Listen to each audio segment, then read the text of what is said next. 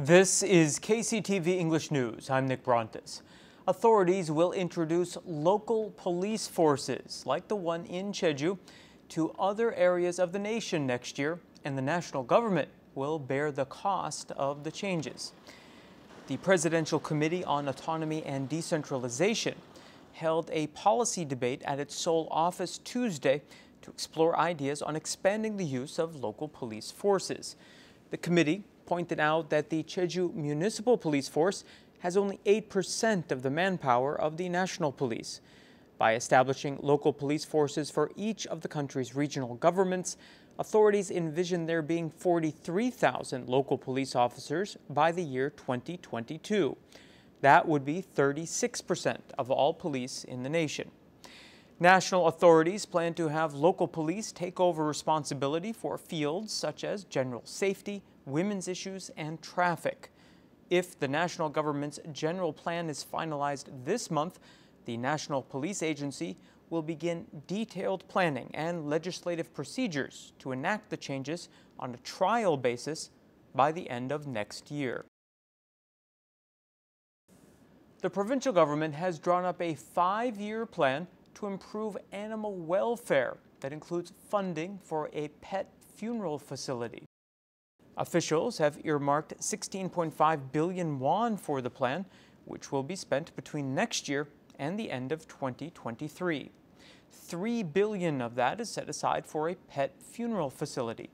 Another 750 million won will be used to help pet owners spay or neuter their animals. 3.6 billion won is set aside to create a team to catch and rescue abandoned animals, and 3 billion won will be used to improve conditions at livestock farms by expanding the animal welfare certification program available to them. Authorities say winter vegetable cultivation in Jeju is concentrated in western regions. The provincial government concluded through a survey that the vegetables are being grown on about 14,000 hectares. That's 1.8% less land compared to last year.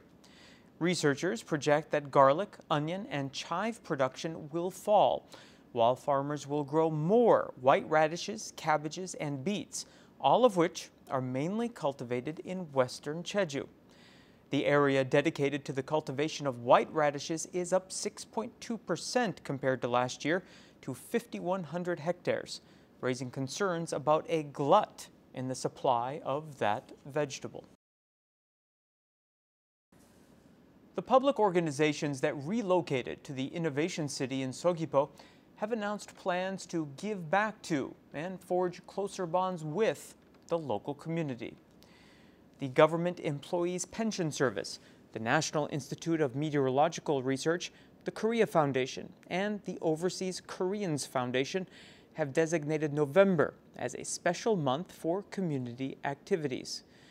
The organizations plan to help locals in need through an event designed to improve interagency communication, a kimchi making and donation activity next week, and other programs.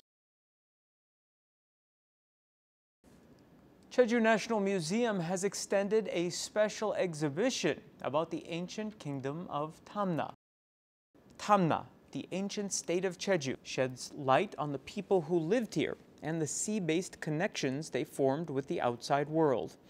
It was scheduled to finish November 4th, but the museum extended the exhibition to January 13th to give students and area residents more opportunities to enjoy it. The exhibition includes the Samguk Sagi, the ancient book in which the first mention is made of the Tamna kingdom. Other displays include ironware excavated from graves in Yongdam-dong, Jeju City, as well as examples of the items that Tamna people traded with regions along the southern coast of the Korean peninsula.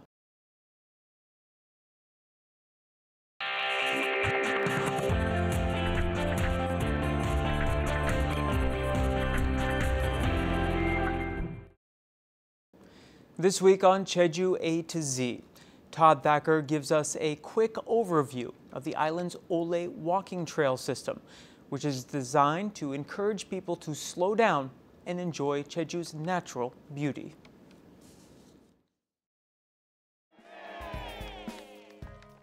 Jeju's network of ole walking trails highlights the human scale of Jeju's beauty. It encourages both intrepid nature lovers and tired urbanites to immerse themselves in the quiet, natural surroundings of the island. These walking paths are set up to help trekkers slow down and heal their tired minds and bodies. The Ole Trail system is the brainchild of a journalist from Jeju named Seo Myung-soo. Upon retiring in 2006, she traveled to Europe and walked the Camino de Santiago in Spain. It was there that she got the idea for the Jeju Ole. In a book she wrote about this time, she said it was immediately obvious how a system of walking trails could be a healthy and eco-friendly way of seeing Jeju, as well as sustainably contributing to the local economy. Just a year after her initial plan, the first of the Jeju Ole trails began being built, mostly by volunteers, on the northeast coast. Now over 400 kilometers in length, it spans the entire island and Jeju's outlying islands of Udo, Trail 1-1, Gapado, Trail 10-1, and Chujado, Trail 18-1. Whether you're an experienced outdoorsy type or just someone who wants to hit the trail and see Jeju up close sometime in the near future, here's a friendly reminder. Be sure to bring appropriate footwear, dress in layers to regulate your body temperature, and wear sunscreen to your outdoor Ole adventure. Todd Thacker, KCTV.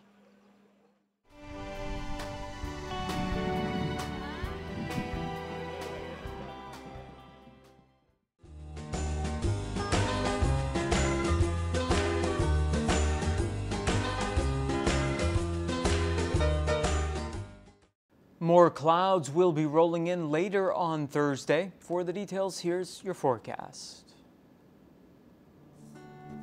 The morning low in Jeju City will be 11 and the afternoon high 17 degrees.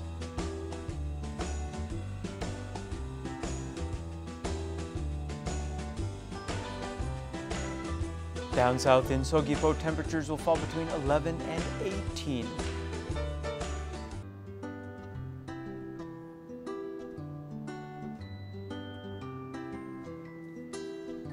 It will be just a bit cooler in Seongsan.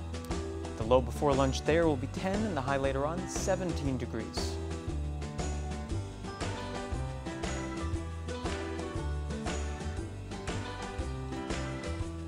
Across the island in Gosan, temperatures will range from 11 to 18.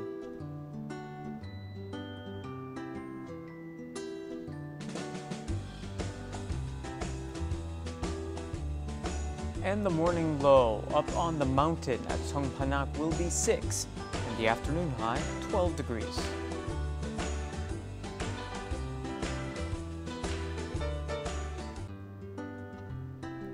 Out on the water, winds will be out of the northeast and east at 7 to 11 meters per second, and seas will be between 1 and 1.5 meters.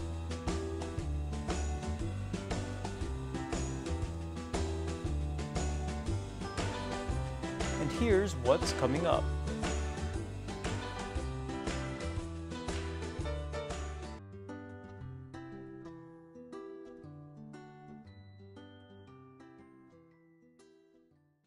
That brings us to the end of today's newscast. Thank you for joining me, and I hope you'll tune in next time. Until then, find us online at eng.kctvjeju.com. 시청자 여러분, 고맙습니다.